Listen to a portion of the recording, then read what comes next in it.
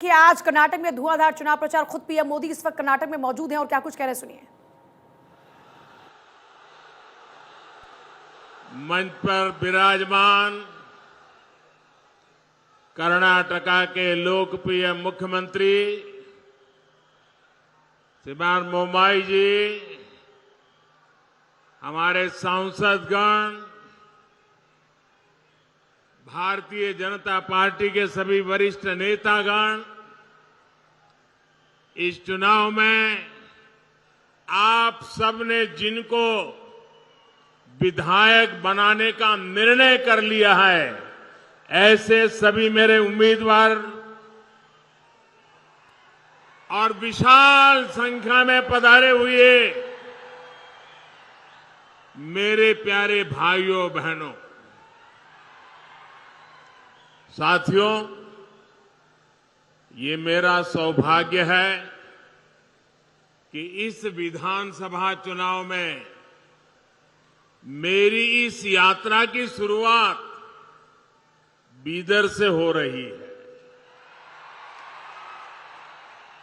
भगवान बसवेश्वरा के आशीर्वाद और आप सभी के स्नेह ने मुझे हमेशा आपके लिए काम करने की ताकत दी है। कर्नाटकदा किरीटा, बीदर का आशीर्वाद मुझे तब भी मिला था जब मैं प्रधानमंत्री पद का उम्मीदवार बना था। मैं बीदर कलबुर्गी रेलवे लाइन के लोकार्पण के लिए भी आपके बीच आया था। समय के साथ बीदर के लोगों का अपनापन लगातार बढ़ता ही जा रहा है।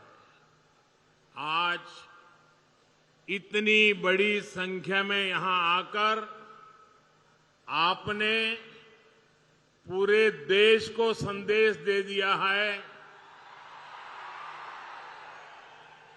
ई बारिया निर्धारा बहुमतदा बीजेपी सरकार। कर्नाटका का ये चुनाव केवल 5 वर्ष के लिए सरकार बनाने मात्र का चुनाव नहीं है। ये कर्नाटका को देश में नंबर 1 राज्य बनाने का चुनाव है। ये विकसित भारत के लिए कर्नाटका की बड़ी भूमिका तय करने वाला चुनाव है।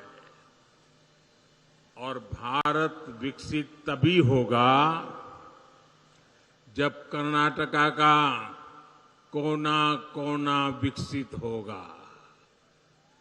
विकसित कर्नाटका यानी कर्नाटका के हर अंचल का संतुलित विकास। विकसित कर्नाटका यानी राज्य में विकास के ढेर सारे ग्रोथ सेंटर्स। कर्नाटका की जनता अब अपने इस सपने से पीछे नहीं हटना चाहती। मैं जानता हूं आप सब एक ऐसा कर्नाटका चाहते हैं जहां हाईवे और एक्सप्रेसवे का विस्तार होता रहे। आप एक ऐसा कर्नाटका चाहते हैं जहां मेट्रो की सुविधा और ज्यादा जिलों तक हो। आप एक ऐसा कर्नाटका चाहते हैं जहां अधिक संख्या में वंदे भारत जैसी आधुनिक ट्रेनें चले। आप एक ऐसा कर्नाटका चाहते हैं जहां हर खेत में सिंचाई की आधुनिक सुविधाएं हो। पिछले 5 वर्षों में सामान्य मानवी ने कर्नाटका में विकास की जो रफ्तार देखी है, उसके बाद वो रुकना नहीं चाहते और आपके इस सपने को पूरा करने का बीड़ा बीजेपी ने उठाया है। साथियों, कर्नाटका को देश का नंबर 1 राज्य बनाने के लिए यहां डबल इंजन सरकार का बने रहना बहुत जरूरी है। जब केंद्र की बीजेपी सरकार और राज्य की बीजेपी सरकार की डबल शक्ति लगेगी तो कर्नाटका को नंबर 1 बनने से कोई नहीं रोक पाएगा। डबल इंजन सरकार से जो फायदा होता है उसका एक उदाहरण कर्नाटका में आया विदेशी निवेश है। भाजपा सरकार की वजह से देश में विदेशी निवेश में रिकॉर्ड बढ़ोतरी हुई है। इसकी वजह से कर्नाटका में भी रिकॉर्ड विदेशी निवेश आया है। कांग्रेस की सरकार में हर साल 30,000 करोड़ रुपए के आसपास विदेशी निवेश कर्नाटका में आता था। बीजेपी की सरकार में अब हर साल करीब 90,000 करोड़ रुपए का विदेशी निवेश कर्नाटका में आ रहा है। ये कांग्रेस सरकार के मुकाबले 3 गुना से भी ज्यादा है। और आपको ध्यान रखना है, ये उपलब्धि किस समय हुई? इतना बड़ा महामारी का संकट था, युद्ध चल रहे थे, उसके बावजूद भी ये हासिल किया है। साथियों, डबल इंजन का सरकार का मतलब होता है डबल बेनिफिट, डबल स्पीड। जब कर्नाटका में डबल इंजन सरकार नहीं थी तो छोटे छोटे प्रोजेक्ट्स को पूरा करने में सालों लग जाते थे। पानी की कमी क्या होती है, ये कर्नाटका के किसानों, यहां की माताओं बहनों से बेहतर कोई नहीं जान सकता। कांग्रेस सरकार उसके समय देश भर में 100 से ज्यादा ऐसी सिंचाई योजनाएं थी जो दशकों से लटकी हुई थी। बीते 9 वर्षों में दशकों से अधूरी 60 से ज्यादा सिंचाई परियोजनाओं को हम पूरा कर चुके हैं। इनमें से अनेक प्रोजेक्ट कर्नाटका के भी हैं। यहां बीदर में भी महकर लिफ्ट इरिगेशन परियोजना जैसे अनेक सिंचाई के प्रोजेक्ट पर आज तेज गति से काम चल रहा है। साथियों, आज आप सभी देखते हैं कि पीएम किसान सम्मान निधि किसानों का कितना लाभ किया है। अब छोटे छोटे खर्चे के लिए किसानों को यहां वहां भटकना नहीं पड़ता। लेकिन मैं आज आपको एक और बात बताना चाहता हूं। जब हमने ये योजना शुरू की थी तो यहां कांग्रेस और जेडीएस की ही सरकार थी। लेकिन ये लोग लाभार्थी किसानों की सूची केंद्र सरकार को भेजने में ही रुकावटें पैदा करते थे, लिस्ट नहीं भेजते थे। बताओ, आप सोच सकते हैं कांग्रेस जेडीएस को किसानों से कितनी नफरत है। राज्य सरकार को एक नया पैसा नहीं देना था, पैसा हम दिल्ली से भेज रहे थे। उनको तकलीफ ये थी कि बीच में कोई कटकी नहीं हो रही है, माल खाने को मिल नहीं रहा है, ये सीधा उनके बैंक खाते में जा रहा है, इसलिए लिस्ट ही नहीं देते थे। साथियों, जब कर्नाटका में भाजपा की सरकार यहां आई तो उसने यहां के लाखों किसानों के नाम केंद्र की हमारी सरकार को भेजे। आज उसी वजह से यहां के लाखों किसानों को पीएम किसान सम्मान निधि के पैसे मिल रहे हैं। इतना ही नहीं, केंद्र सरकार ने अगर हर किसान के लिए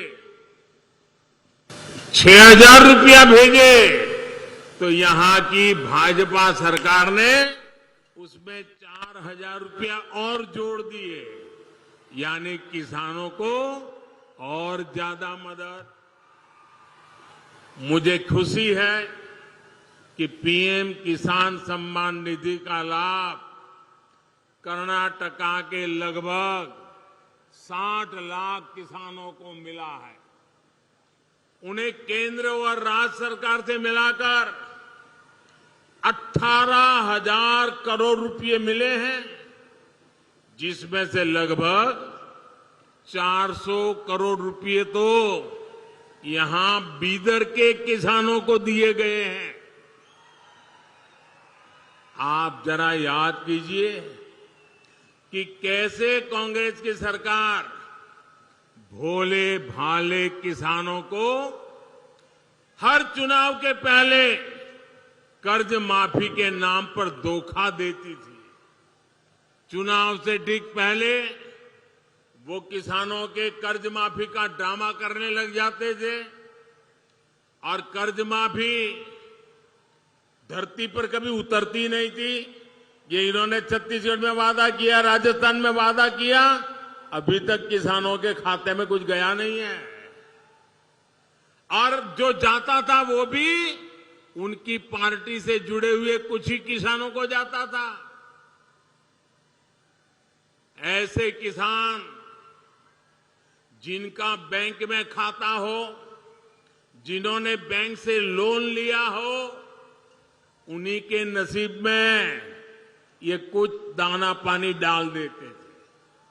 जबकि सच्चाई ये थी कि जिन करोड़ों छोटे किसानों को सबसे ज्यादा मदद की जरूरत थी, उनको तो न कभी बैंक में खाता था, न बैंक ने कभी वो 1 रुपये का उनको लोन दिया था।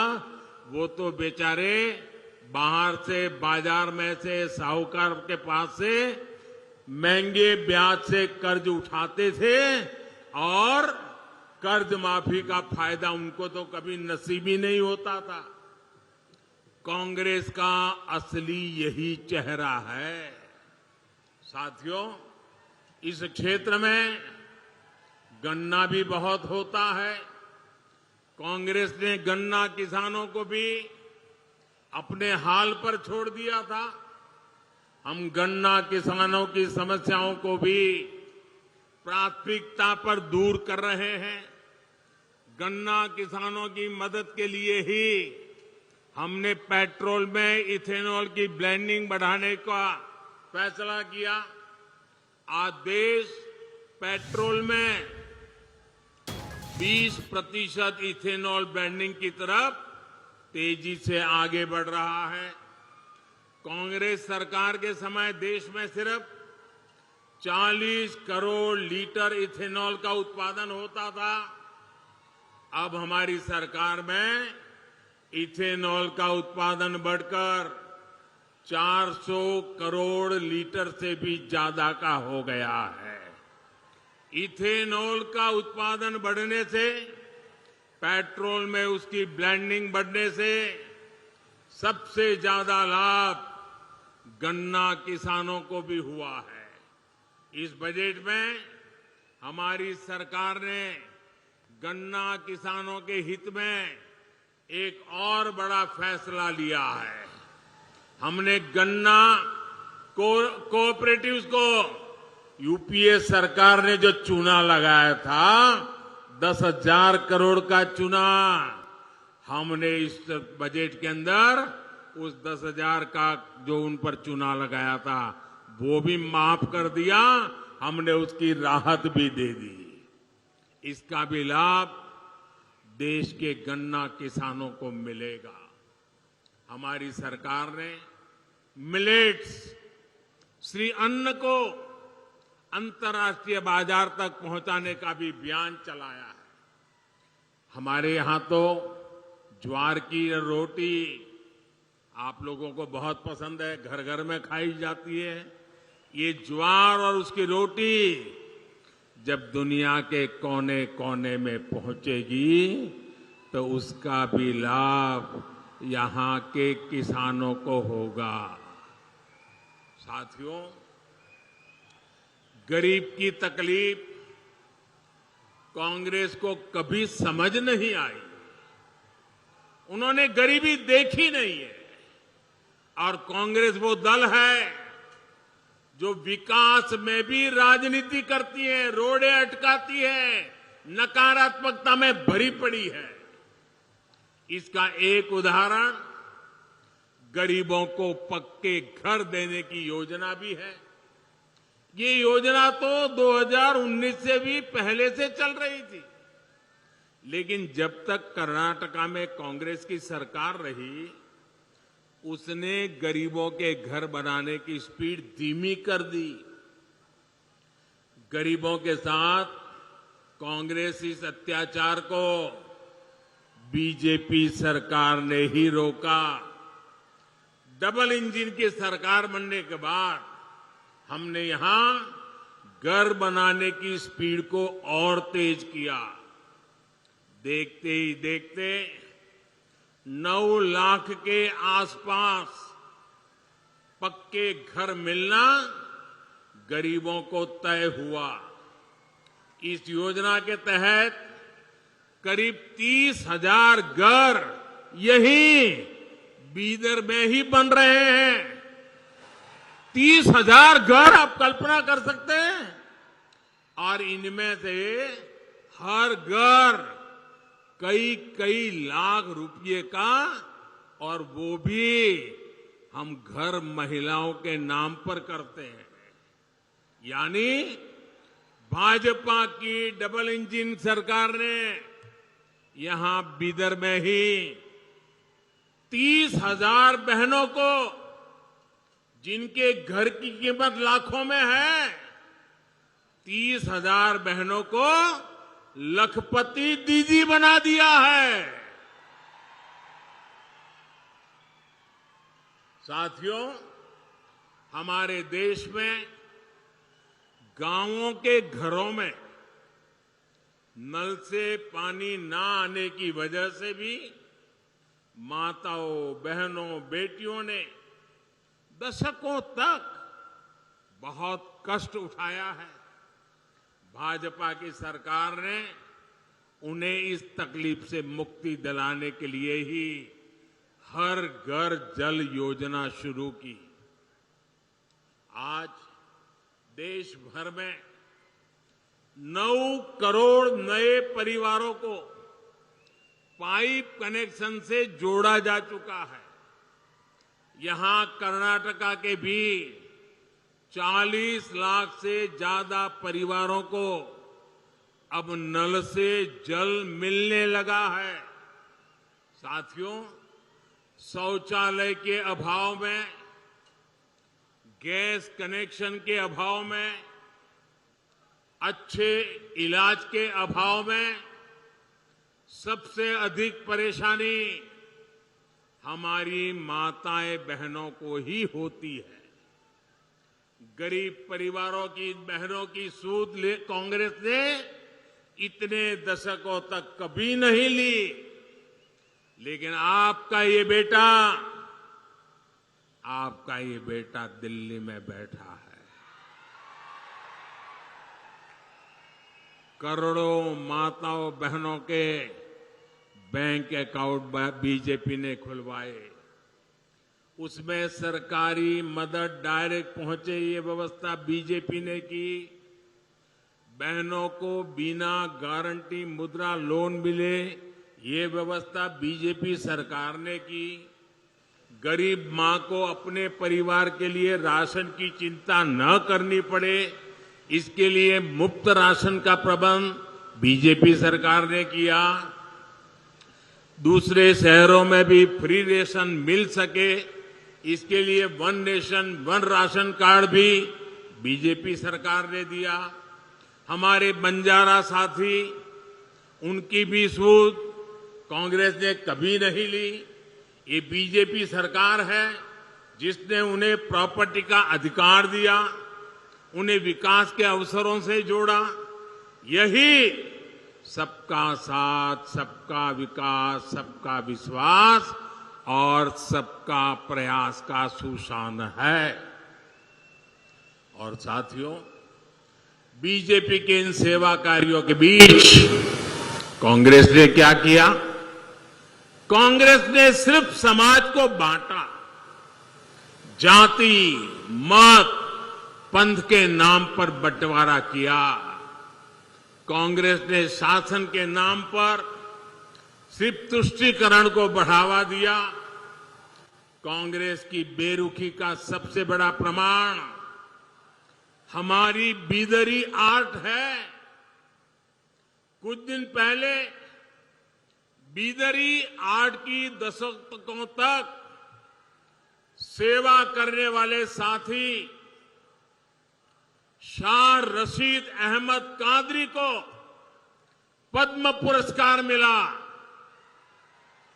कांग्रेस की सरकार ने उन्हें सिर्फ हताशा दी थी, निराशा दी थी। भाइयों और बहनों, बीदर एक भारत श्रेष्ठ भारत की तीर्थस्थली है। गोराटा यहां से ज्यादा दूर नहीं है।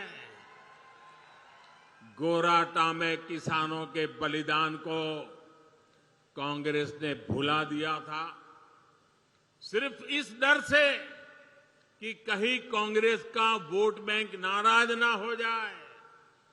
वहां जो शहीदों का स्मारक पत्थर था, उससे भी जो धूल सफाई का काम, ये भी बीजेपी ने किया। भाइयों, अब तो दर्जनों बलिदानियों को समर्पित शहीद स्मारक वहां बन गया है और तिरंगा शान से लहरा रहा है।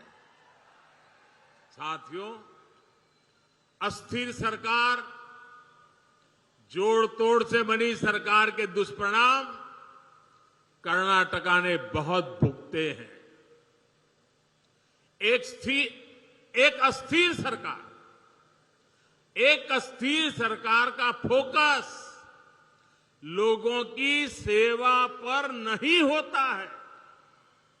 आपको याद होगा कि कांग्रेस जेडीएस सरकार के मुखिया ने माना था कि वो कांग्रेस की दया पर चल रहे हैं। जेडीएस की जवाबदेही कांग्रेस के प्रति है, कर्नाटका के लोगों के प्रति नहीं है। ये जो उनका सत्ता प्रेम है, ये जो उनका कुर्सी गंवाने का डर है, ये उन्हें आपके लिए कुछ करने नहीं देगा। साथियों, कांग्रेस हर उस व्यक्ति से नफरत करती है जो सामान्य मानवी की बात करता है, जो उनके भ्रष्टाचार को सामने लाता है, जो उनकी स्वार्थ भरी राजनीति पर प्रहार करता है। कांग्रेस की नफरत उससे परमानेंट हो जाती है। अभी इस चुनाव में भी कांग्रेस ने फिर से मुझे गालियां देने का काम शुरू कर दिया है। मैंने देखा किसी ने उन गालियों की लिस्ट बनाई है और वो गालियों की लिस्ट मुझे दी है। अब तक मुझे ये कांग्रेस के लोगों ने 91 टाइम अलग अलग गालियां दी है। अरे कांग्रेस ने ये गालियों की डिक्शनरी में टाइम खराब करने के बजाय अगर इतनी मेहनत उन्होंने गुड गवर्नेंस के लिए की होती, कांग्रेस कार्यकर्ताओं का उत्साह बढ़ाने के लिए किया होता, तो आज कांग्रेस की ऐसी दुर्दशा न होती, ऐसी दयनीय स्थिति नहीं आती। लेकिन साथियों, जो भी गरीब के लिए काम करता है, जो देश के लिए काम करता है, उसे अपमानित करना ये कांग्रेस का इतिहास है। मैं अकेला नहीं हूं जिस पर इस तरह के हमले किए गए। आपको मालूम है, पिछले चुनाव में चौकीदार चोर चलाया, फिर आगे बढ़ गए मोदी चोर चलाया, फिर पूरा ओबीसी समाज चोर है चलाया, और अभी तो चुनाव की शुरुआत हुई कर्नाटका में, और मेरे लिंगायत भाइयों बहनों को भी चोर कहने की हिम्मत कर दी। कांग्रेस के लोग कान खोल करके सुन ले, आपने जब जब जिसको गाली दी है, उन्होंने आपको ऐसी सजा दी है, ऐसी सजा दी है, आप दोबारा खड़े नहीं हो पाए हैं। इस बार कर्नाटका में भी ये गाली का जवाब, इनके सम्मान पर जो चोट पहुंची है, उसका जवाब वोट से दिया जाएगा, वोट से दिया जाएगा। भाइयों बहनों, जब ये लोग मुझे गाली देते हैं, अब इतनी गालियां हो गई 91, और उनके टॉप मोस्ट नेता देते रहे, कोई ऐसे नहीं, छोटे मोटे कार्यकर्ता नहीं। और तब मैं सोचता हूं कि भाई ये कांग्रेस ऐसी पार्टी है, उसने तो संविधान निर्माता बाबा साहब आंबेडकर को भी ऐसी ऐसी गालियां दी थी, बाबा साहब को भी छोड़ा नहीं था। एक बार खुद बाबा साहब ने सार्वजनिक तौर पर विस्तार से बताया था कि कांग्रेस उन्हें बार बार गालियां देती है। कांग्रेस ने बाबा साहब को क्या क्या नहीं कहा। कांग्रेस बाबा साहब को राक्षस, राष्ट्रद्रोही, दगाबाज दोस्त, आप सुनकर के हैरान हो जाएंगे। उस जमाने में बाबा साहब जैसे महापुरुष को कांग्रेस ने ऐसी ऐसी गालियां दी थी। कितने ही अपमानजनक शब्दों से वो आए दिन बाबा साहब को अपमानित करते थे। आज भी हम लोग देखते हैं कि कांग्रेस कैसे वीर सावरकर जी को गालियां देती रहती है। कांग्रेस ने देश के जिन महान सपूतों को गालियां दी है, बड़े से बड़े महापुरुष उनकी गालियों के शिकार हुए हैं। और जब ये सब मैं देखता हूं तो मुझे लगता है, चलिए कांग्रेस भी मुझे इतना उन लोगों की तरह सम्मान देती है जो उन्होंने बाबा साहब आंबेडकर को दिया, जो उन्होंने वीर सावरकर को दिया, वैसी ही गालियां मोदी को दे रहे हैं। अब बाबा साहब वीर सावरकर की तरह अगर वो मोदी को गाली देते हैं तो मैं तो इसे उपहार मानता हूं। और कांग्रेस गाली देने में समय बर्बाद करती रहेगी। मैं जनता जनार्दन की सेवा में अपने आप को खपाता रहूंगा। दिन रात काम करूंगा, ज्यादा काम करूंगा। आपके आशीर्वाद से सारी गालियां मिट्टी में मिल जाएगी दोस्तों, सारी गालियां मिट्टी में मिल जाएगी। और कांग्रेस वाले लिख करके रखें, आप जितना ज्यादा कीचड़ उछालोगे कमल उतना ही ज्यादा खिलने वाला है। भाइयों बहनों, आपके आशीर्वाद से मुझे कर्नाटका की सेवा करने से रुकना नहीं है, और ज्यादा सेवा करनी है। पूरी दिल्ली को आपकी सेवा के लिए मुझे लगाना है।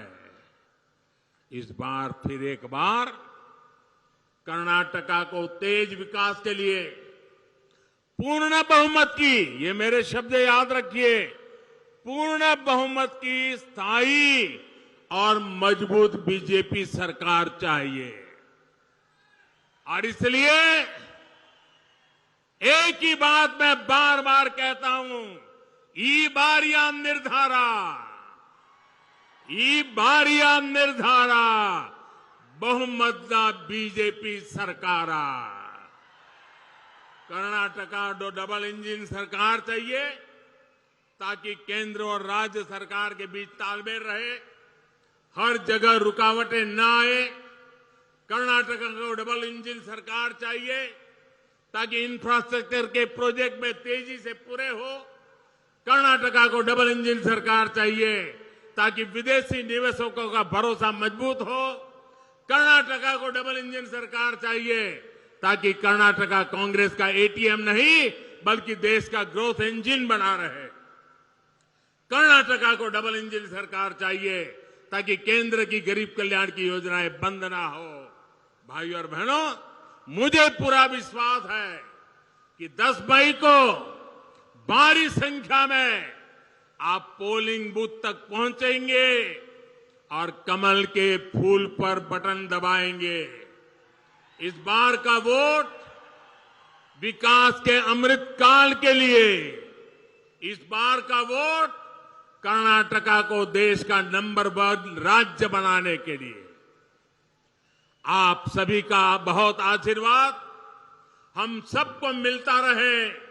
कर्नाटका में भाजपा के उम्मीदवारों को आपका आशीर्वाद उन्हें आपकी सेवा में और ज्यादा परिश्रम करने के लिए प्रेरित करेगा। भाइयों बहनों, इतनी शानदार सभा कर दी, अब ऐसा तो नहीं होगा ना बस अब तो काम हो गया है, चलो जाओ सो जाओ, अब तो जीत जाएंगे, ऐसा नहीं करोगे ना? जरा जवाब दीजिए, नहीं करोगे ना? बूथ में जाओगे, हर घर जाओगे, मतदाताओं को मतदान के लिए निकालोगे, भाजपा की बात बताओगे, पक्का करोगे? अच्छा, मेरा एक काम करोगे आप लोग? करोगे बताइए, पक्का करोगे? ईमानदारी से करोगे? घर घर जाकर के करोगे? तो एक काम करिए,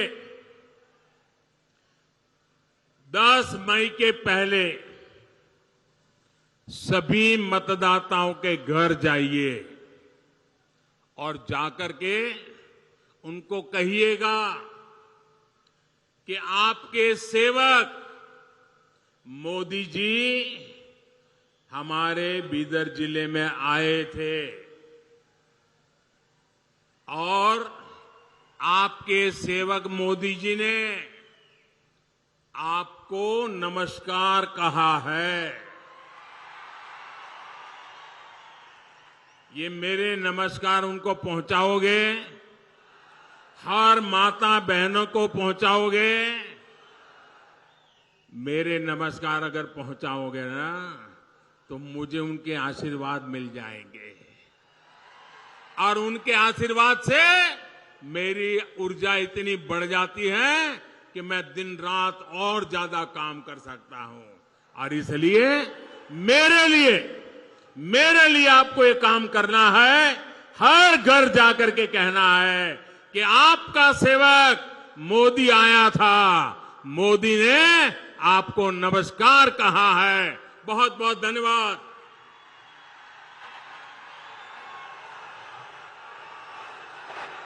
ಭಾರತ್ ಮಾತಾ ಕಿ ನಮ್ಮ ದೇಶದ ಮಹಾಸೇವಕ ನರೇಂದ್ರ ಮೋದಿ ಜಿ ಅವರಿಗೆ ನಮ್ಮ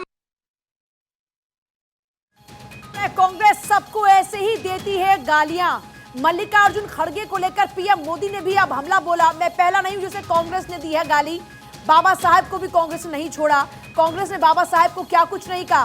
कांग्रेस को लेकर पीएम मोदी का यह बड़ा हमला, कहा कि बाबा साहब को भी गालियां देती थी कांग्रेस। कांग्रेस की गाली का जवाब जनता देगी। कांग्रेस वीर सावरकर जी को गालियां देती रहती है। कांग्रेस ने बाबा साहब को भी दी थी गाली। कांग्रेस गाली देने में करती है समय बर्बाद।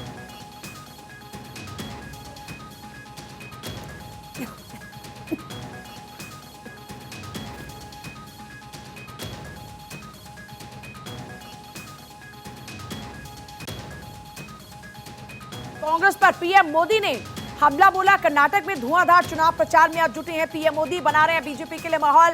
वोटों की अपील के साथ कांग्रेस पर बोला बड़ा हमला।